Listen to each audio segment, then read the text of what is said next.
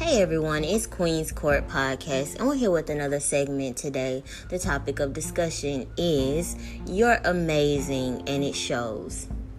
So, first I'd like to say hey to everyone out there. I'm checking in with you guys. You obviously can always check in with me, but I hopped on today because this morning when I sent my kids out to the bus stop, I had to go out there and see what was going on, and this is what sparked the topic for my discussion today. They do, stand at the bus stop with other kids, so the morning routine is pretty hectic because, they know to stand still and to do what they're supposed to do, and that's just stand there and wait for the bus.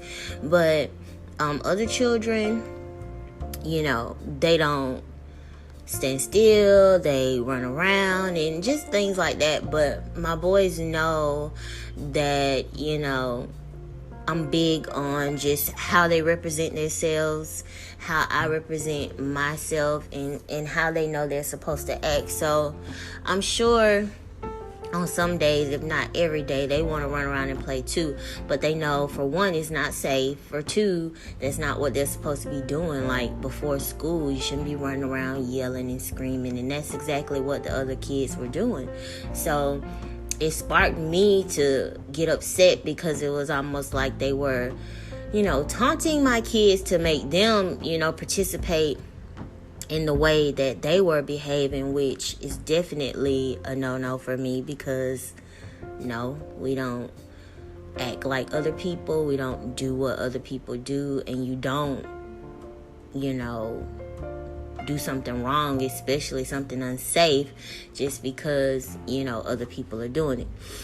So I definitely let them know that, no, you're going to stand here, wait for the bus, be chill before school. This is not how you're supposed to be acting. You're getting your mind ready to learn. You're getting, ready to, get a good day's education, and you're just not going to act a fool. And I'm not going to yell at you about this first thing in the morning when you know better. And the other parents weren't even saying anything to their children that were, acting a certain way. And this just brought so much to my mind because my kids, I love them so much, and I'm protecting them fiercely. If I talk about nothing else, I'm gonna always talk about how fiercely I protect my kids. And when one of the other kids did come over to my children and asked them almost like, why is your mom upset, or what are y'all doing, or come back over here with us, it's like, join the crowd back. And I gave the child a look like, no, move away from my children, and they're not going to participate in what you're doing. So it brought up this whole thing inside of me because this is where the fierceness of me comes from. And I'm sure most mothers, most parents can relate. Like, you have to, when you hop into that mode of protecting them and making sure that your children know they're not like other kids when it comes to bad behavior or doing something unsafe. I'm not saying you're different or you're weird or anything. It's just that when it comes to what's right and wrong, if the whole world is doing wrong, you're not going to do wrong just because you see them doing it. And you're alike in so many ways, except for the case of right and wrong. You're going to do what's right regardless. Whether you look like a person, you're the same age as them, you play with them, you like them or anything. When it comes to right and wrong, you're always going to know what's the way to act, and it's not going to even be a thought of doing anything different when it comes to right and wrong, no matter what your similarities or differences are from somebody else. So again, I told the child, move away from my children. They're not going to participate with how y'all are acting this morning. It's just not right. And so, I thought about my love, and I thought about basically the love. It's not even my love. It's love in general, and what you have to do to display it fiercely, to hold on to it fiercely, and also just to protect it as well. Your love goes a long way, and there's so many people that take it for granted. If they're not one taking it for granted, first of all, you should always be appreciative of love that you receive. You should be willing to give it. But again, the way that people's minds are set up and the way that trauma has really hurt a lot of people, they don't look at it that way. But for one, you should always give love. You should be able to receive love, and everything that's motivating your life should be centered around love, believe it or not, because that's what you're here based off of. Like, you're able to wake up every day based off of the love of God. You're here because of someone else's love for you. So why would you not display that fiercely in everything that you do daily? But people, they get in people's heads, like, psychologically, people believe that, you're supposed to shut it off when, you're not getting it back, and, or you're, experiencing some type of trauma if you keep loving someone and they can't love you back, and, it's narcissists, and, all different types of titles for words of the way that your love is not reciprocated. And I appreciate the word empath, because that's those people that probably have a good understanding of their love. But people do taint it in a way too, because they kind of say like, if you're empathic, you're supposed to know not to, when to cut it off with a narcissist. And it gets mind-boggling to others, I would say. But I feel like people should understand that, like, love is never changing. And when you come to a place of wholeness within yourself, that's why it's so important to do the work on yourself, because it's almost like I'm getting a picture of the sun. Like, you're the sun, and you know what the sun is, like a ball of gas, and how it's burning constantly and lighting the world. And people do look at themselves as a light, and that's a term that's used often in the world too, like being a light to people and things like that. But I'm looking at it as how you're supposed to be like your own energetic force, and that's why the sun came to mind. Not so much as light, but it's just like a ever burning kind of force that you're supposed to be. And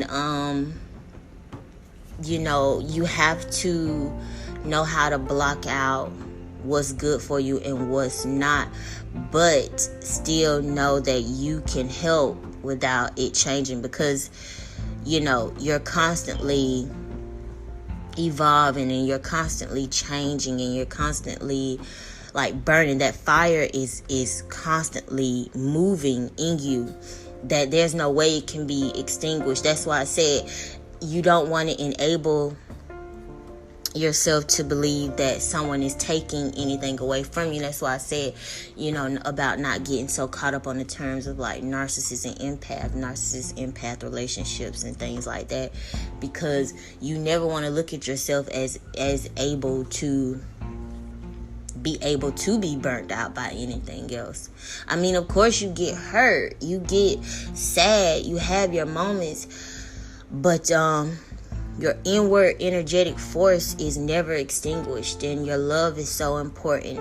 And again, it's kind of gonna tie in, because like I said, my love for my children is so strong that that's the beginning of welling up that energy in me that reminds me of how fierce you can give to someone and something, and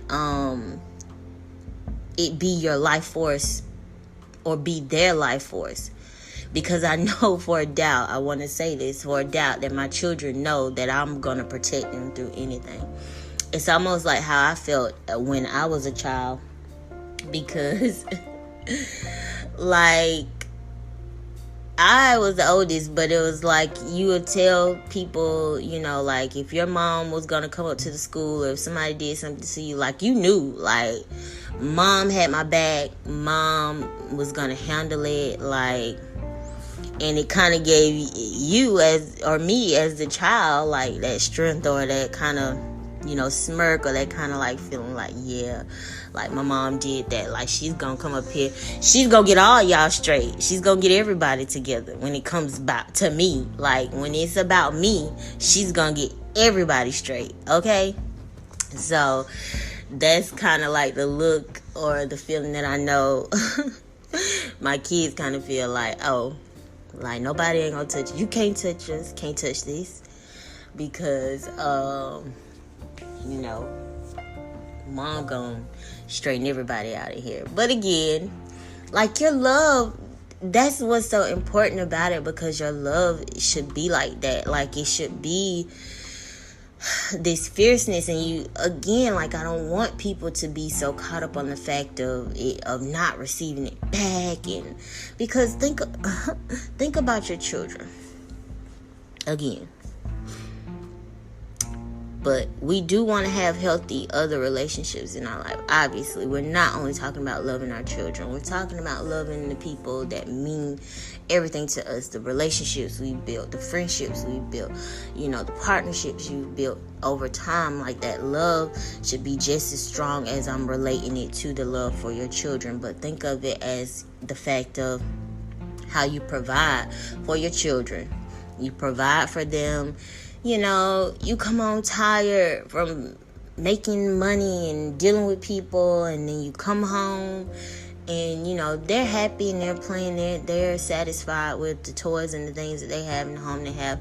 And say your child comes home from school and, they just go pluck a flower and hand it to you, and, to them it's like $1,000,000 they just gave you.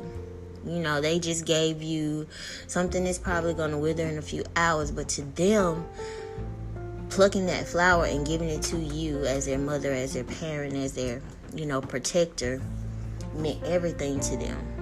So that's why I said, we're so quick to down a relationship when you don't receive the love back that you give in the same way, or you feel like it didn't build you up in some way the way it was supposed to. But do you expect your children like to be able to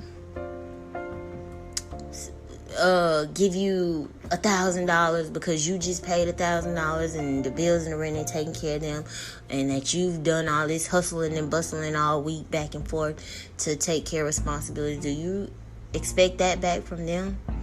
And do you love them any less because they're unable to give that back to you? No, that flower that they went and handed you, plucked from the ground, again, like I said, it's going to die within a couple of hours. They handed it to you. And if you're anything like me, everything makes me cry. So I'm going to tear up because my child plucked the flower for me. But would you look at your child that way, as to like, they have to give me back exactly what I've given them in the way that I've given it to them because I love them and take care of them and protect them?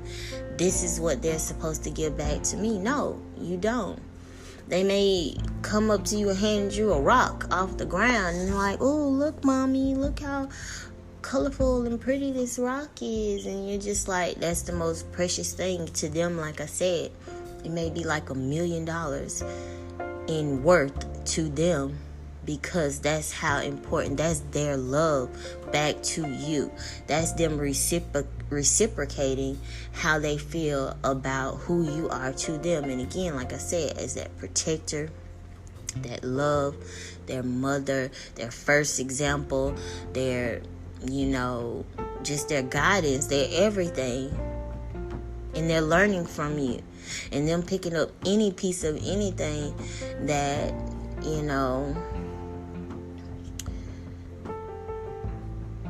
they put the energy of love into should be considered like $1 million to you.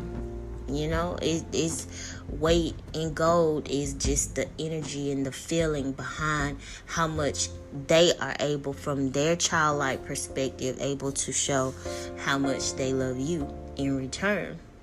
And it should be that much more important to you because of that. So, that's how I think, we should look at our love in other instances, because of course your other relationships may be with people who are physically and possibly, supposedly, mentally on the same level as you, or should be. Like, you physically are the same age as these people that you love or respect and put time and effort and energy into and give love to, because, you know, they're your partner, they're your friend, they're your family member, or, you know, there are physical similarities. There's, you know, things you can put your finger on as to why you feel like, you know, they may be able to or should be able to give you, you know, the same exact thing you give them in the way that you give it to them. And that's not always the case, because, you know, people were raised differently, they learn differently, they experience life differently. Even two people coming up the same way, two people being in the same family, two people in the same partnership, two people in the same company, same everything, same relationship, same home, even down to, you know what I'm saying, the same bed. I mean, it's just whatever the relationship is, as to what conjoins or brings you towards somebody, still does not mean that they're able to reciprocate in the way that you are. So you have to look at it as that first relationship of first of all, God's relationship with you, and how, you know, he loves you in spite of, and then your relationship with you and your children, like you love them in spite of. And so the same way with your relationships, you love your partner in spite of the way that they are able to love you back, because you love all people that way. There's no way that you can expect people to be able to give you back the same when you do not know their triggers all the way. Even if you do know them, you still do not know how they would choose to respond in every situation involving showing love, appreciation, or care, protection, or anything, guidance, anything towards you. You just do not know the exact, you know, measurements of how they're gonna respond to love, with love, towards you. So the only thing you can do, I say all that to say that the only thing you can do is give love. And let that love that you have inside of you continuously burn, to continuously grow from what you know created it in you. Whatever you believe in, however you believe, whatever you know or do, or the practice that keeps the love inside of you burning, going, just continue to give that, because that's all you can do. You have no idea how someone else is gonna receive it. You just have to keep giving it fiercely, unapologetically, lovingly, graciously, you know, with care. And when that person that you love so much comes to you and they give you a handwritten letter, you've done so much, and they come to you and give you a handwritten letter, or possibly, you know, in your eyes maybe a withered flower, and they come and they give it to you, and if you accept it as anything less than the energy that they put behind it as the most, you know, amazing example, most authentic example of love that they can show, if you look at it in any other way than that, then you failed yourself.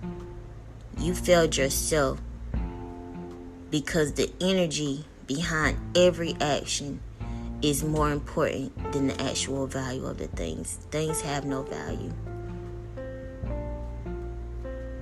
The energy behind it does.